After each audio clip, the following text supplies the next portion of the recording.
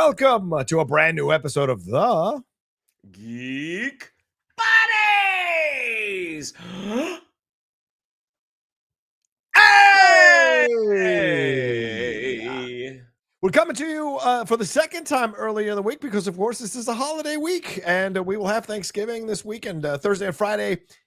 We will be busy on the Geek Buddy side of things, doing stuff and hanging out with each other or hanging out with friends and family, so we will not be able to do shows later in the week. So we're doing two early shows this week, and today we are diving into the reviews for the most recent episode of It, Welcome to Derry, and Pluribus, and talking a little Scarlett Johansson news as well. But let's introduce ourselves for those who might have stumbled upon us for the first time. I am John Roca, writer, producer, and host here on the Geek Buddies.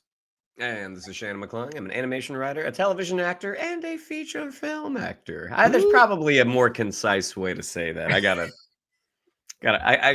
noodle on that.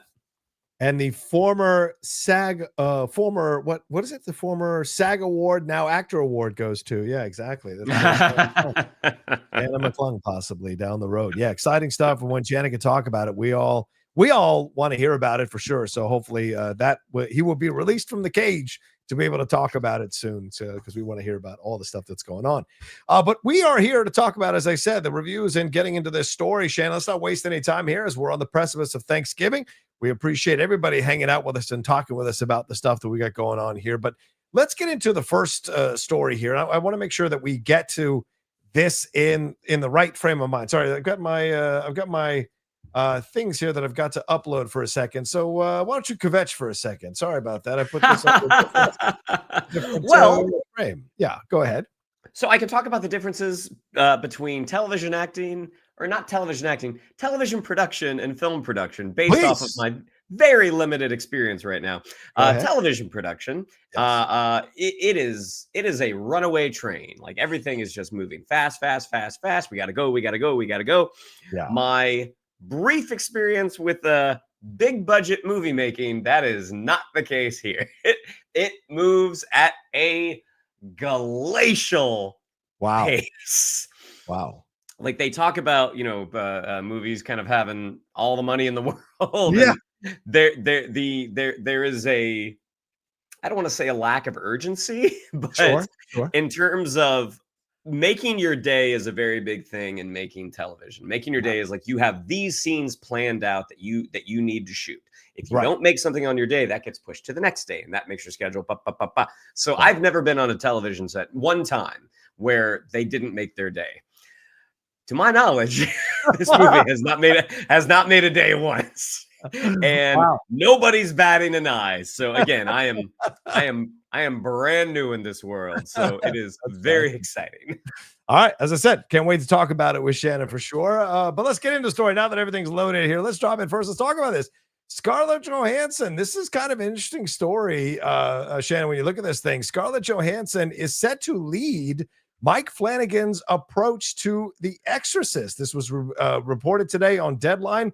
I remember that the initial the Exorcist that came out just in March. When it came out, like a few months ago, or about a year and a half ago, that came out here. It didn't do so well for David Gordon Green. I think it wasn't, and he walked away from it. Called it quits back in 2023 here, and the studio announced that they were going to take some time and reassess things. Well, Mike Flanagan was brought on board here to direct the next two Exorcist movies. Blumhouse initially set the next one to be March 13th, 2026, but the film was then quietly pulled from the schedule. And now, according to Deadline, it is Scarlett Johansson who will be leading the reboot that's coming up here, with a 2026 shoot probably being eyed for the film and a 2027 release year. So do you like this idea, Shannon? Do you like Scarlett Johansson? It's an interesting choice to go in this direction, fresh off her success with Jurassic World Rebirth in terms monetarily, maybe not critically, but certainly monetarily. Does this make sense to take a chance to do something like this? What are your thoughts? I mean, I think the thing that really interests me is what happened with David Gordon Green. Like this, who came off, his revitalizing Halloween and did a trilogy there. And, I'm not a fan of those films, but apparently that first one I thought people really liked, but I guess by the end of the third one, because it was Halloween Kills, Halloween Ends. I think that was named of the three. I heard some wild stories about that third movie. Yeah. Oh, all right. Okay. which really surprised me. So again, being growing up as a guilty Southern Baptist, like I'm not going to go see an Exorcist movie. Despite my friends wanting to duct tape me to a chair and Clockwork Orange style and make me watch it, but apparently no one else wanted to go see that Exorcist movie either. Like I'm really curious because I've not actually had any discussions with anyone about like how did they miss so wide on this? Like how was that kick so wide?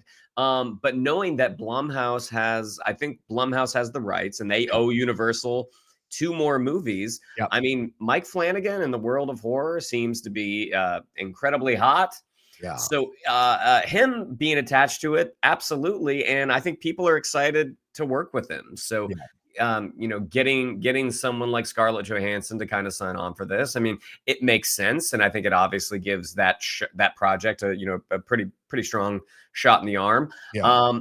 What we're going to get out of it, that remains to be seen. I mean, I think you and I are pretty transparent about our feelings about her work in the Jurassic film. And it's not like anyone was amazing in that movie. I think there were a lot of kind of, very lukewarm performances. But again, actors like to work with Mike Flanagan. I mean, you look at his stable of Netflix people, and how he keeps using the same ones again and again and again. And that's because he's got a good dialogue with his performers. So again, the likelihood that I'm going to see this, very low. But I'm always interested. I'm always interested to see how a classic property is trying to breathe new life into it for a modern audience. Yeah. This is very curious, but I kind of admire this about Scarlett Johansson right now. She's in a state of her career where she can basically do whatever the F she wants. Now, you could argue she probably always had that kind of option because she's been a name for quite some time. I mean, The Horse Whisperer was a long time ago. People maybe don't remember that. Ghost World, that was a long time ago. She was establishing herself, but she has really over the last 15 years come on as a force in Hollywood and does what she wants to do. She's a producer. She sued Disney successfully and got them to settle. Like, this is a woman of quite immense power and conviction in Hollywood, and she doesn't make a big deal about it. Like, she doesn't make you notice her. She doesn't go out of her way to do any of that stuff. She just does her things here, right? And so signing on to the Jurassic World Rebirth, I thought that was an interesting decision because I guess other things hadn't really done well for her independent film-wise. So I was like, okay, I guess she wants to maybe like pocket a little bit of money. But I think what's fascinating about this is this speaks to the power of the horror genre right now in movies. People are putting out horror movies, and these movies make a lot of money if you get the right people involved and you get the right mix involved here. And Scarlett Johansson, Mike Flanagan is an interesting combo for an Exorcist movie. And you have, because Scarlett's going to give it this kind of like really strong acting cred, independent film cred. And then you throw in Mike Flanagan, who is still, Life of Chuck was the TIFF winner, but nobody went to see that movie. So this is much more of Flanagan's wheelhouse. And so where are we going to go with this? I'm going to be curious to see. I hear you on the David Gordon Green thing. Here's what I think happened. I think David signed on to that project while he was still doing Halloween, and he was excited to do that because, I mean, who turns down in the horror genre the chance to revitalize both Halloween and Exorcist? But I think through the Halloween process, he got burnt out on all of it. And by the time that was done and he started working on Exorcist, that's the film we got, which was a guy who's burnt out of creative ideas and just trying to finish the task or finish the assignment and turn it in no matter what the grade is. And I think that's what led them to walk away from each other in the end. And I think David was happy to sign on to do 2 independent films, not big blockbuster films, and not pressure of a franchise that he has to revitalize. And so I think that's what happened there. When you look at it. So you go with someone like Flanagan, it's an interesting choice. Well, and just, I mean, that thought of, filmmakers knowing when to take a step back. Yeah. I mean, what we're going to get with Spider-Man next summer is anybody's guess. Yeah. But the fact that John Watts knew that I got to take a step back from this, the fact that he had signed on to Fantastic Four and was just like, you know what, I've lived in this world for almost a decade now. Yeah. I should take a step back, thinking that he was going to come back to Spider-Man, and instead he went and made Skeleton Crew, and I think Yeah. most people enjoyed that one. Yeah. You saw it. Yeah. But yeah, I mean, there is something to say for someone knowing when their tank is empty, and that Yeah. they need that time to sort of fill up with creativity, with ideas, Yeah. with a passion, because it is pretty apparent when someone is telling a story that they're just not that into. Yeah. Oh, yeah. Um, Especially I mean, filmmaker. Yeah. well, and like, and not to besmirch anyone, but like Martin Campbell, when he hits, he's incredible. Yeah. And when Yeah. he's cashing a paycheck, like it's very clear, like he did not give a shit about the about Yeah. Oa and the power ring. So I mean, even though again, for fans of The Exorcist that got this movie that apparently underdelivered a little bit. I mean, hopefully this new team coming in to kind of finish up this Blumhouse Universal deal, hopefully they are going to deliver the film that those fans have been waiting for. Because I guess they said that this was the 7th film. Yeah, in the series. Yeah, there have been quite a few Exorcist movies throughout. I knew of the first 3. Yeah. And the Exorcist Believer, like the 4 and 5, I have no knowledge of those whatsoever. Yeah, that's the 4th one, Exorcist Believer. Well, I guess that's the 5th one, right? Because I mean, there was okay. I misunderstood. Yeah, because they got 3. Got it. Yeah, right. Exorcist 1, 2, and 3, which of course 3 was the Sam Neill one, I believe, because the right. No, I'm sorry, that's a different situation. Sorry about that. But then 4 and 5 are the ones with that's the Omen. My apologies. 4 and 5 are the ones that came out like independently. Like they were both Exorcist movies, but they had nothing to do with each other. So it was really weird. Stellan Skarsgård was in one of them. It was really weird. And so then you had the one that David Gordon Green just did, which was pretty terrible. And then now we've got the 7th one that's coming up here with what they're going to do here.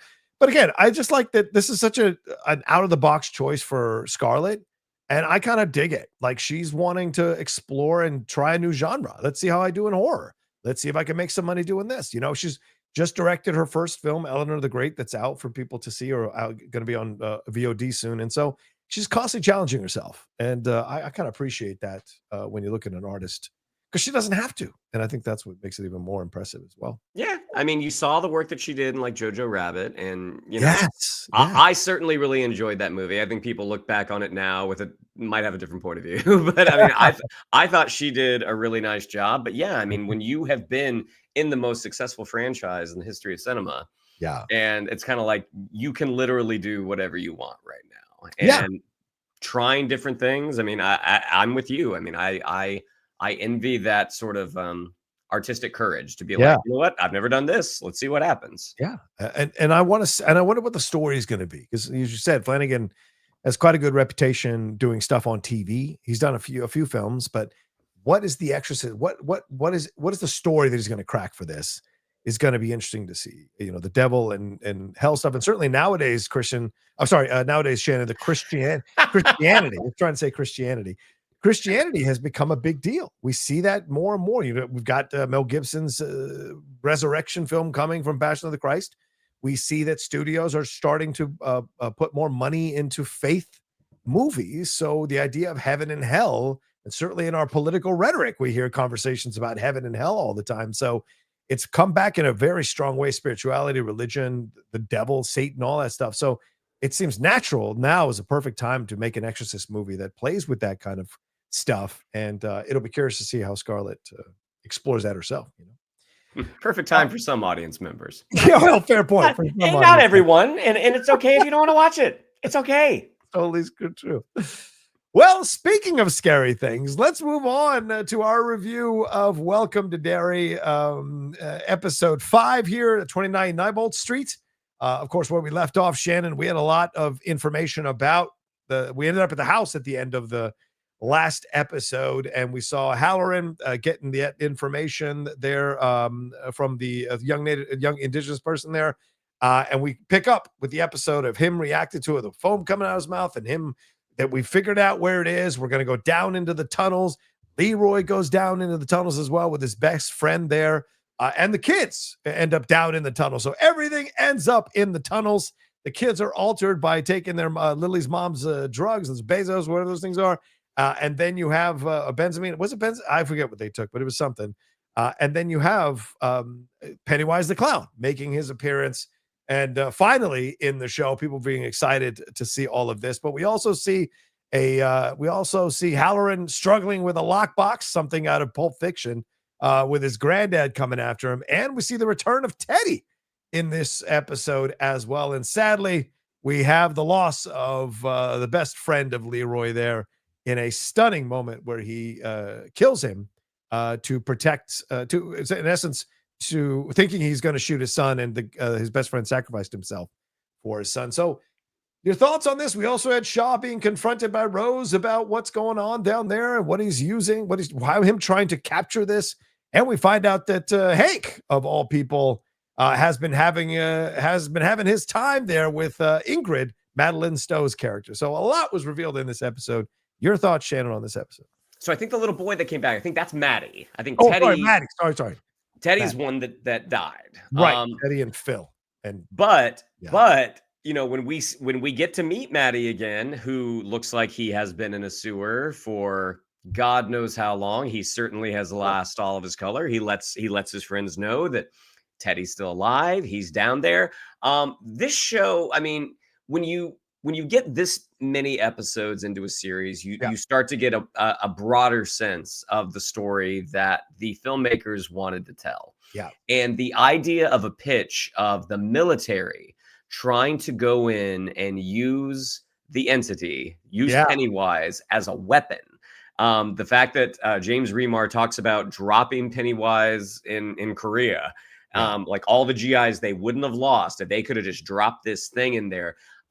That approach, again, having not read the book but having seen the Tim Curry version way back when on television, and then seeing the new version, Andy Muschietti's version, that approach, that creative idea of what if the military tried to use this as a weapon? Right. Like, that is such a cool idea. And the scene that Jovan Adepo and James Remar have, where he talks about, we're going to take these pillars and we want you to contain it. And he's like, you want us to capture it. Like, the thought process, especially with Jovan Adepo's character, like watching him put things together. It's always fun to watch good actors act, but also smart people look smart. Yeah. And you could tell Jovan Adepo not only is a very talented actor, but the sense that I get, him and Chris Chalk are just, I'm like, these are really intelligent guys. Yep. So watching them put things together, having that base to be able to use that in your performance is just so much fun to watch. The show is great. I mean, it really, really is great. I mean, I still have my hangups that I know you and Mikey don't. Not at all. Yeah. Those hangups are not going anywhere.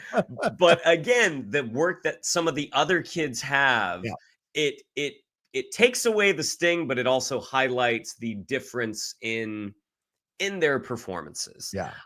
Really interesting with Madeline Stowe's character, with Ingrid, because the shift in tone that she had with Lily of, you and your friends, you should absolutely go do this thing. And then the next thing she's saying is, do not go down there. This is grown-up work. It's like, all right, so was that not Ingrid that we met when Maddie first showed up? I know I am all over the place right now. I apologize. I'm having my glass of wine. Yeah, please. But the moment that Maddie showed up, I immediately looked at my wife. I'm like, that ain't Maddie. Right. like that is Pennywise. Yeah. But the further it went, I'm like, God, maybe it is. Yeah. Maybe he did survive. I guess we didn't see him die. The show is just so enjoyable, and what a climax in the sewers that they had between Leroy and his buddy, and the moment where he shoots his wife. Yeah. But the conclusion that he reaches is a logical and intelligent conclusion. If there's something down here that doesn't look like it should be down here, shoot it right away. Yeah. Everything that's going on with Chris Chalk, again, like I've seen The Shining, but not knowing a ton about the Halloran character outside of that. I'm assuming that box is supposed to be representative of The Shining, and maybe his grandfather wanted to use his abilities. It's connected to Dr. Sleep. the sequel to The Shining. So the lock boxes are in Doctor Sleep. So for those of you who haven't seen that, that is a big deal. And he's essentially trained to keep the evil spirits in there that he encounters. So that's what's in the lockbox. So what has he unleashed? What has his crazy grandfather, who we see there, what has he unleashed from the lockbox? Because clearly he's Pennywise. What has he put out there? And it's not a coincidence that the first guy he sees walking out is Leroy's friend. They're his best friend. So that's an interesting situation.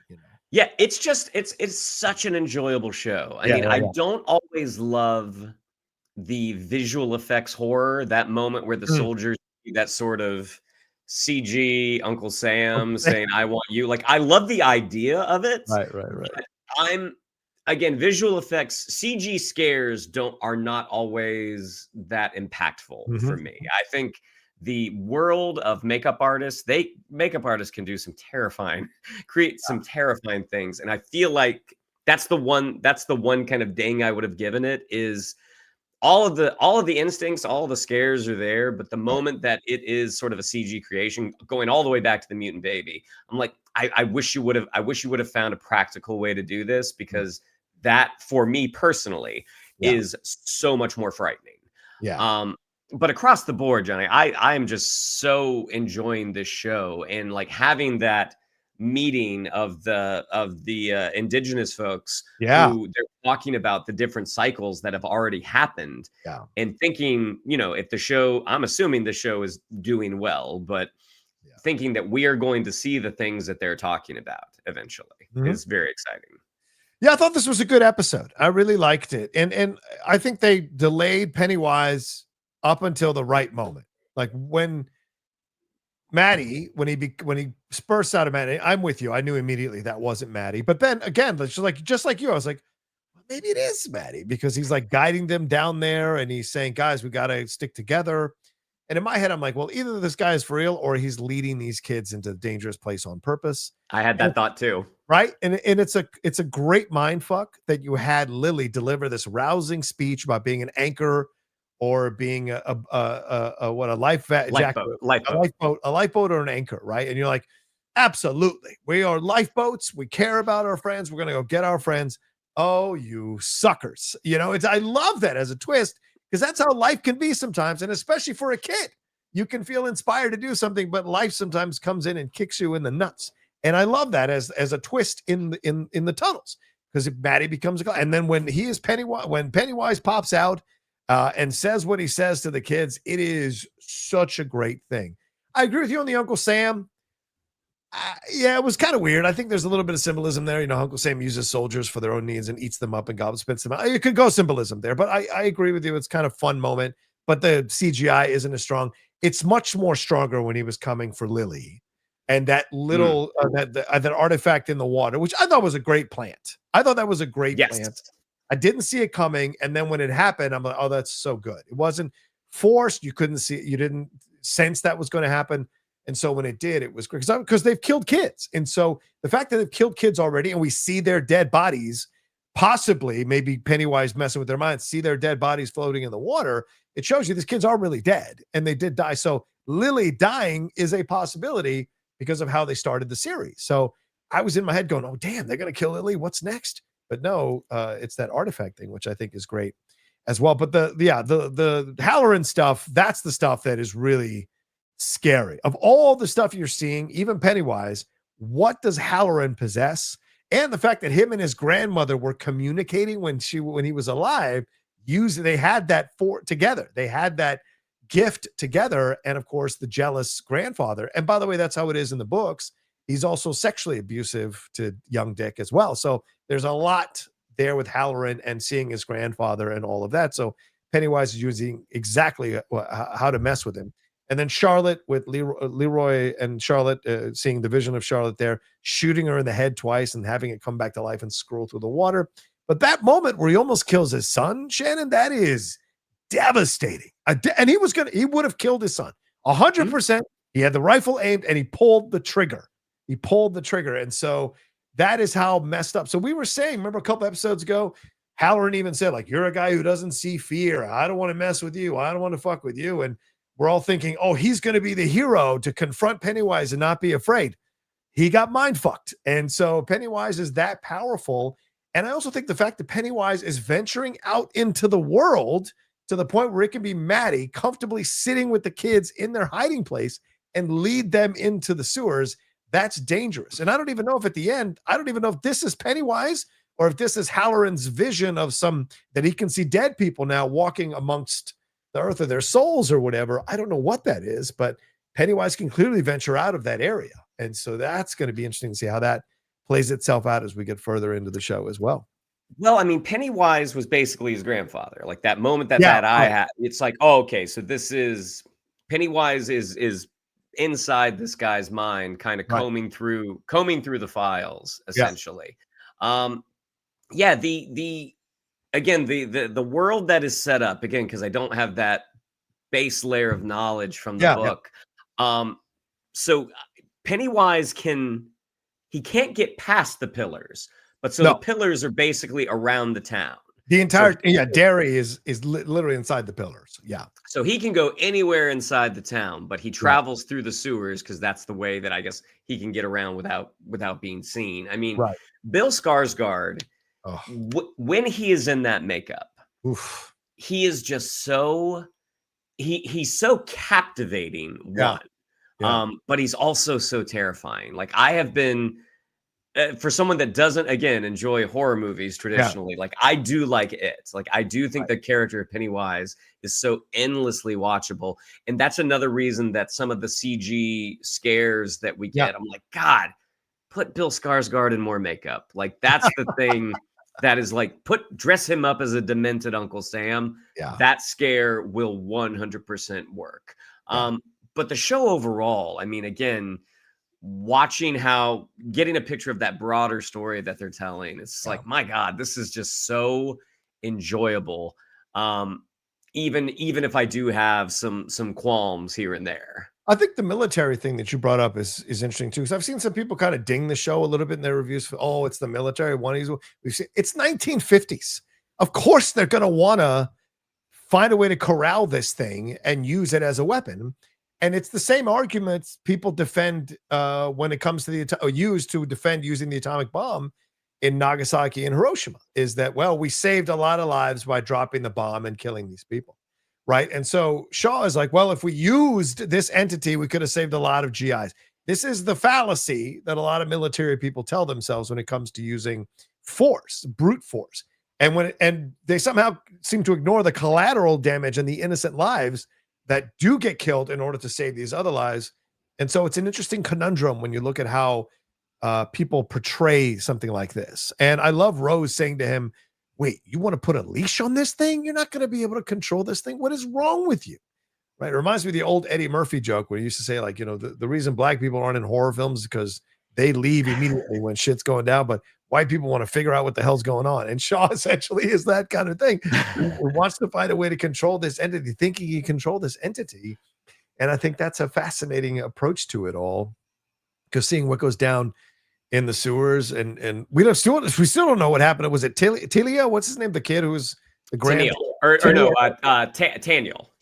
Yeah, we don't know what happened with Taniel, right? Because we saw him drop the artifact and we don't see him again in the rest of the episode. So where did he end up in all of this? So being seeing if him and Rose are reunited and what have you. And as you mentioned, the Native American meeting, or the indigenous people there, them saying, like, we got to pass on these lessons to the younger generation because they're going to take over for us. So this has been going on, as Shaw even said, for centuries, this idea of corralling the spirit, using the artifacts, keeping it in where it is. So it's something that's passed on from generation to generation.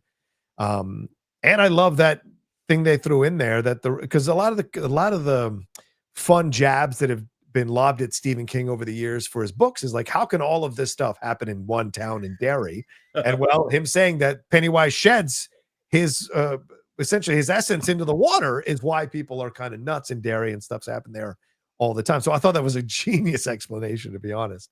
But what do you think we're going to end up like? Where do we go? Because we even saw with the Hank situation now, what's going to happen with Hank and Ingrid?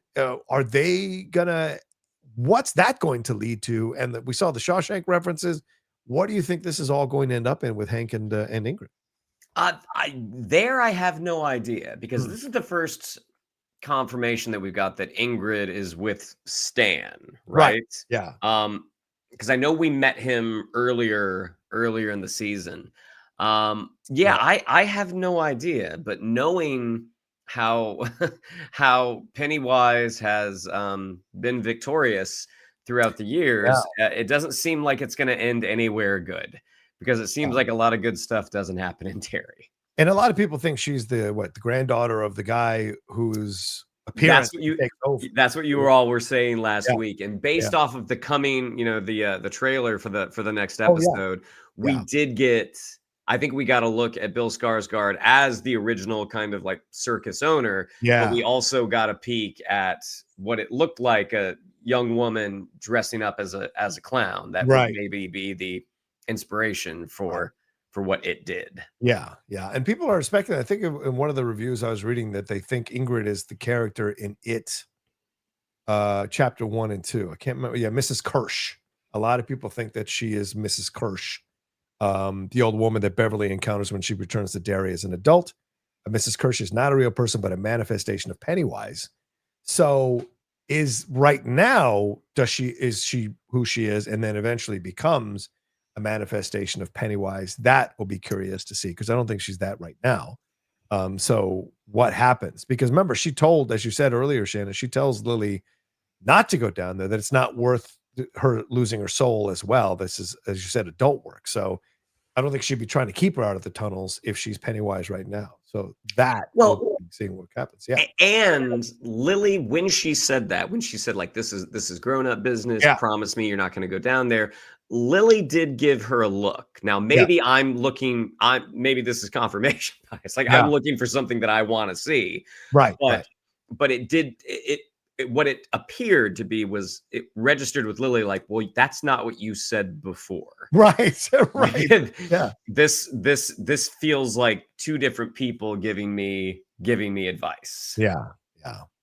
And I like the direction here. I thought the stuff in the tunnels, having all of them in different sections of the tunnels, and the maddening nature of trying to find your way out of those things, I thought they built the tension up really well for everybody and what they encounter when they go down there. And I especially thought the using of her mom's anti-anxiety pills 3 at a time, which is a hilarious thing, where she's like, well, she pops them like candy. She wouldn't do that if they were really dangerous. I thought that was genius.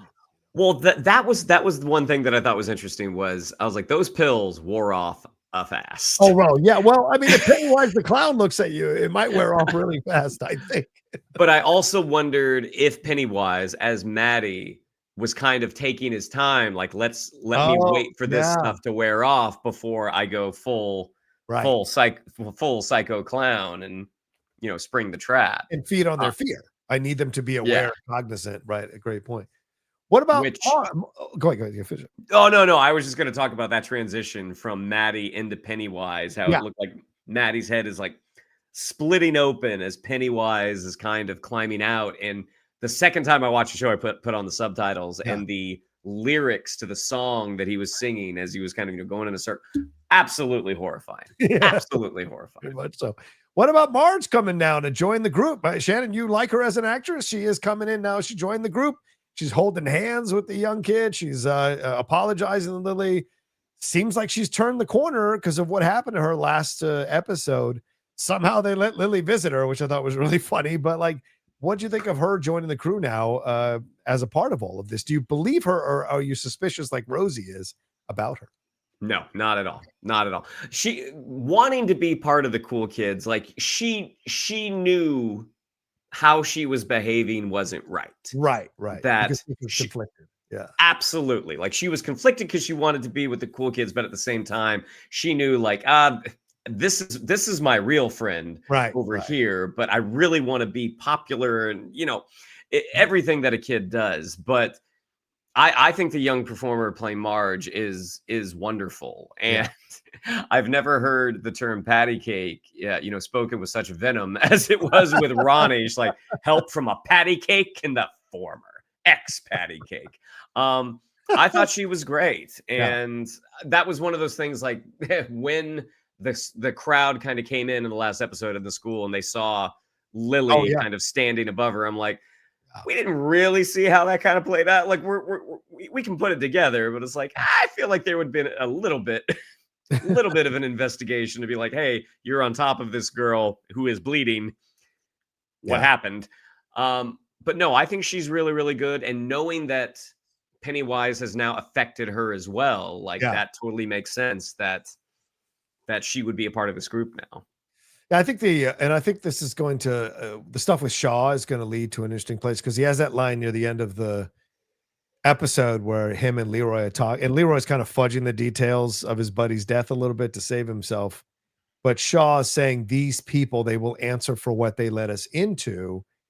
You know, that what I mean, he's gonna I hate it, but it seems like he's gonna blame the indigenous people for and I'm not even gonna try to pronounce the tribe name. I can't pronounce. I tried to pronounce it. It sounded terrible. So I don't know how to pronounce it correctly, but like the fact that he seems like it's setting up that he's gonna blame Rose and them for quote unquote leading them into that when in fact it was him using Halloran to get the information from Tennille that set this whole thing in motion. And so how much is Shaw going to get a comeuppance by the end of this season for the things that he's doing and the lives he's putting in danger in this effort to try to get control of the entity? Because James is not playing this guy as like a mustache twirling one-dimensional villain. Like there's some complexity to his approach, and you sense that he's got a score to settle or a good guy who maybe has an intention of this but doesn't understand what he's messing with, no matter how much Rose tries to tell him that he's in trouble here. No, I mean, like all great antagonists, and I would not say that Shaw is a bad guy, but Yeah. Shaw is, Shaw thinks he's right. Yeah. Shaw, Right. Shaw sees an opportunity Right. to harness this thing that affected him in the past. Like, Yeah. I can find a good way to use this. I can use this to help our country, to help our soldiers.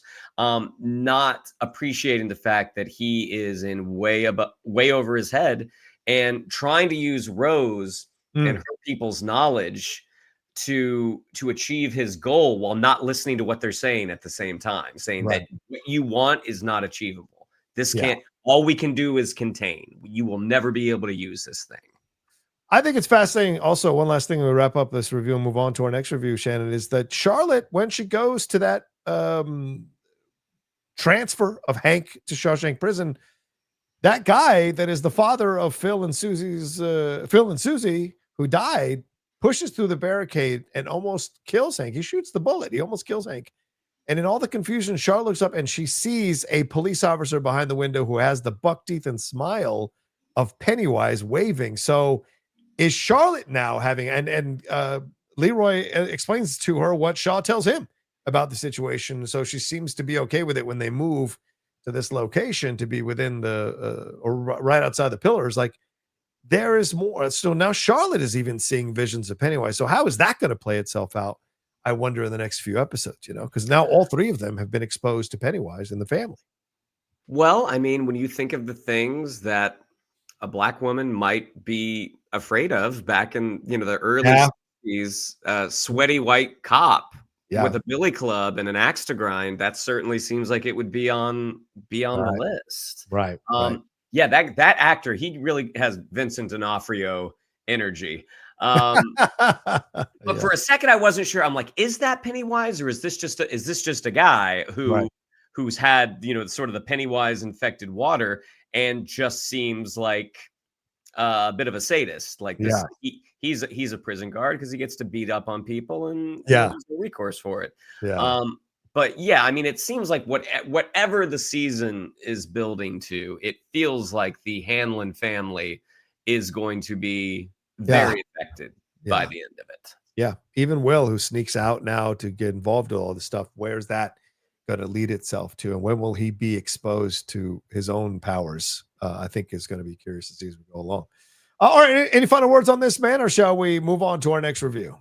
Let's move on to Albuquerque. All right, let's do it. Let's get into Pluribus, episode 4 here. Carol, Carol, which is the name of the episode. Stop, Carol. Is it? Yeah, stop, Carol. Oh, please, Carol. Please, Carol. she can't stop herself, can she, Shannon? She's now got to find out what's going on here. She basically is trying to figure out how she can break through to these people and figure out how to turn back the tide of the joining, in essence, throughout this episode. She even takes pentothal to try it out and see if it works for her. And she has this conversation with homie from Somebody Somewhere, Jeff Hiller, which is a pretty brutal conversation. I saw one review call it like sticking your face in the fan, getting the honest opinions about her books from a majority of the people, initially comparing it to Shakespeare, but like realizing that it's just kind of by perspective. And then hearing what Helen actually thought of her books as cotton candy, and only got to 168 pages of her, or 167 pages of her 438 page novel, and putting it down. But we see her breaking in, getting some pentothal, confronting Zosia, putting it in her IV drip, and then getting out onto the area in front of the hospital, and eventually gets confronted by everybody as Zosia goes into cardiac arrest because Carol wants her answers. And that's a pretty brutal situation. Then we open with this gentleman here, who is clearly the gentleman that was talking to her in Paraguay, and he is not happy with the situation. He's breaking into storage units, but he's only eating like pet food. He's not eating any of the food that they're leaving for him every day to try to make him happy. So he's even more suspicious than Carol. So your thoughts on this episode, brother? Again, another really enjoyable one. I mean, the moment that we saw him kind of listening to those radio frequencies, and making copious amounts of notes, and you see that there's a trash can with a fly buzzing around, and he takes out a can of it looked like pet food, just trying to get a little bit more, even though there's this probably delicious meal, something probably from his childhood, sitting outside. I started to have more of that theory of the people who are truly unhappy are the ones that were not affected. And you look at his situation, and we can't say that right now, obviously, but it's like, okay, you're the manager of a storage facility. You care enough about your job to write a note to the tenants to say, like, management has to do this, but we'll make compensation. But not just the fact that people that are truly unhappy are the ones that didn't work on, but I'm wondering if the people that were truly happy are the ones that died. Because I started to think, was Helen was perfectly happy with everything in their lives. And if those are the people that actually died. This is just such a fascinating show. Everything that Vince Gilligan does is just so inherently watchable. But seeing the situation that Carol is in, knowing that there is this person who they've gone into her brain, and this is like not the perfect person, but someone that she has visualized, that she was her original like inspiration for this character that went on to make her a bunch of money. Having that person there, willing to do anything you want, but at the same time, everything in your world has been taken away. I mean, the whole idea that she is doing research, like Carol is smart. Side note, we found out on our group text thread, myself, Johnny Vogel, and our buddy Jonathan Gambay, that we've been saying Rhea Seahorn's name wrong. It's Ray. Ray Seahorn. Which I feel like someone needs to tell Rhea Perlman she's been saying her name wrong all these years.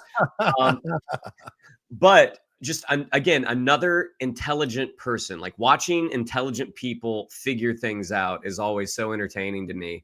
And after that conversation that she has with Jeff Hiller, and how she makes that list of, okay, let me figure out how let me dissect, let me work this problem. Jeff Hiller, another wonderful actor. And that moment, and Johnny, I know you've had these conversations as well, that moment where Carol is asking him for feedback, essentially. How many of us have had that conversation with a friend who's in the arts? Right. Yeah, like, exactly. What did you think of my play? It was great work. You did great work.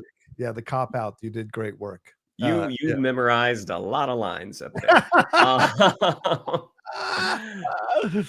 but Yeah, watching Carol kind of figure things out and then w taping herself after she's taken the drugs right. to see, like, "All right, does this work?" And it just reminds me of some of the late nights we've had in the past if someone could flip a camcorder on and make us watch it the next day. Um, what I thought was really interesting was as she takes Zosia out for that walk Yeah, and kind of slips her the drugs through her IV drip, the moment that the others figure out what is yeah, going on. right. And at this point, they have been smiley, they have been friendly, all they want to do is help. But you start to see the darker side of that of the coin, that other Mm. side, where as they are kind of approaching, and they are all business because remember what they did was a hostile takeover. It was a takeover. I don't know how hostile it was because, Did they like, ask permission? you know what I'm saying? People didn't, how can I say this? Like, people didn't fight back and they didn't subdue them and take them over. I guess that's what I would say. And so Because they didn't have to. it doesn't feel hostile, but it feels to me like it is a takeover against their will because they weren't asked. So I agree with you on that end. So maybe hostile, but not aggressively hostile, I guess I would say. But because I find myself getting infuriated by Carol quite a lot during the episodes because I'm actually on the opposite side of it. I'm like, you are so unhappy. You should be with these people because you are so supremely unhappy about everything. And I think the two moments that are really great in in this particular episode is her having the conversation with Zosha about, like, how do you undo this? How do you undo this? And the reason she's suspicious, which I think is great, and it kind of put me on my heels, is that her mom sent her to a conversion therapy place.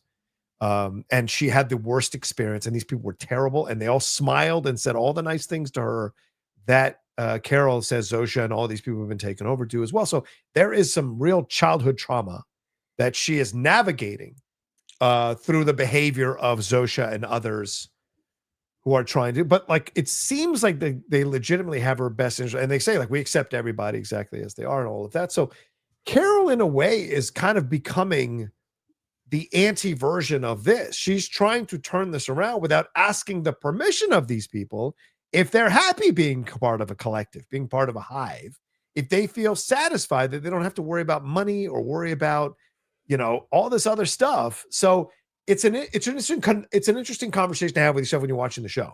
Is Carol doing the right thing or is she not doing the right thing? Because she's in essence almost being the same thing as these people because she's trying to revert people back to what she thought is normal, but everyone was so unhappy. So is that normal? So I think this is what's interesting when you're watching the show, And the see, fact this that is what a great show does, is it yeah, is it gets these types of conversations going. yeah, Because as you were talking, I was thinking, you were saying how Carol is doing the same thing that they're doing. And it's yeah, like, there's different ways. yes, if someone steals something from you, do you need to ask permission to steal it back? Or do you Well, just take it? but there's nothing stolen from her, from Carol.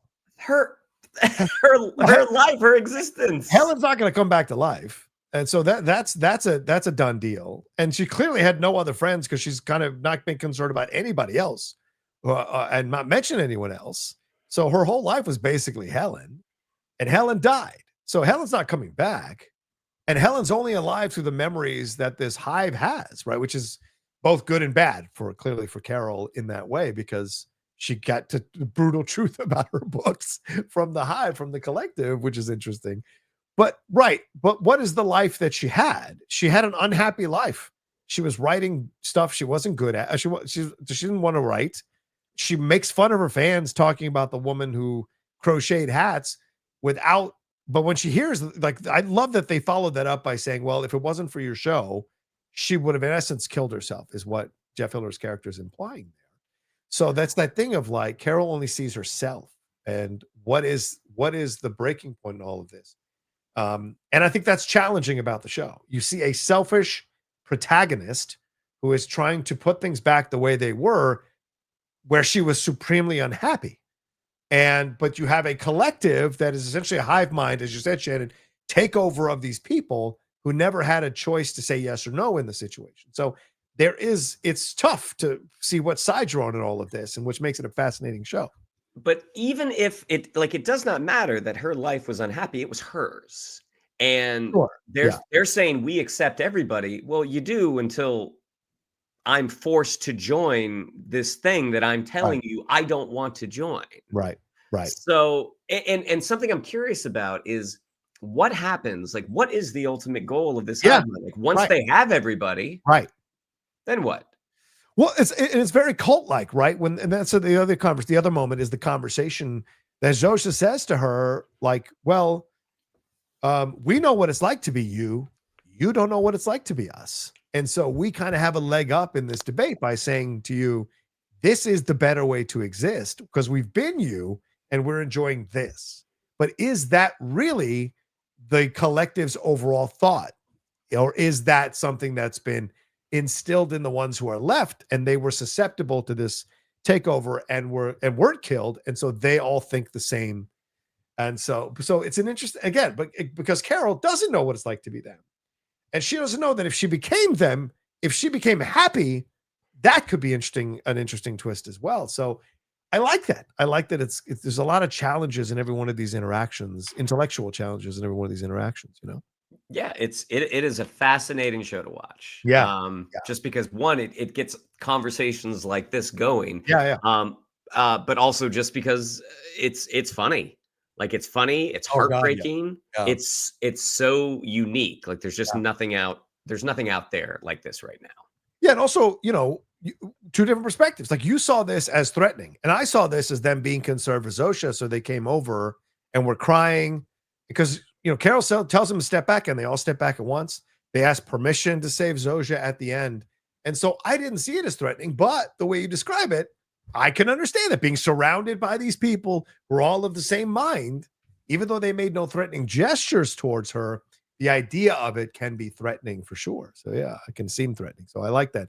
Again, just challenging us all the way down the line.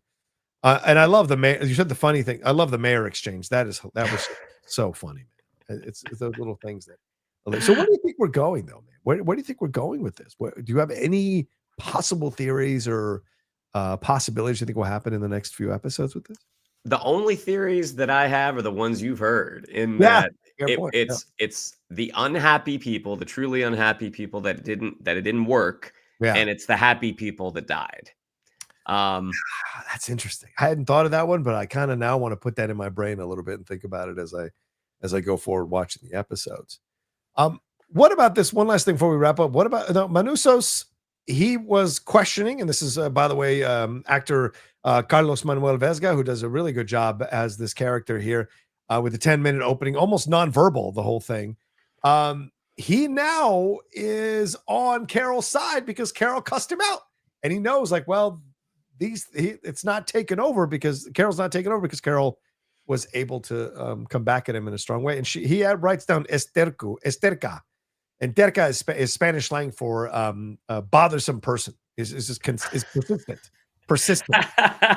So, right. So that's what the Spanish word means there. It's a slang for it. So yeah, I like that idea that she is seen as someone who is kind of a battering ram. It's because she's basically battering a ram, trying to find out the truth of what's going on there on her side of the ocean. Now the little printout that they had given this guy that was all in Spanish. What do you remember off the top of your head what it said? Yeah, it's just basically saying that they were there to make him happy and serve his needs and whatever he wanted and available to him and all of this stuff. And I don't know if the food was mentioned in that thing. I don't know. I didn't pause to read it, but I don't know if the food was mentioned, but that makes sense. Them coming every day to try to feed him and him rejecting the food every time. And they pick up the broken plates and put it away again and bring new food out, and so they're going to keep trying. There is no ego or embarrassment with them. They just want to make him happy. And his suspicion of it all, I think, is going to be interesting as this goes along, because he's very clear where he's at. And he has, in essence, a fortress.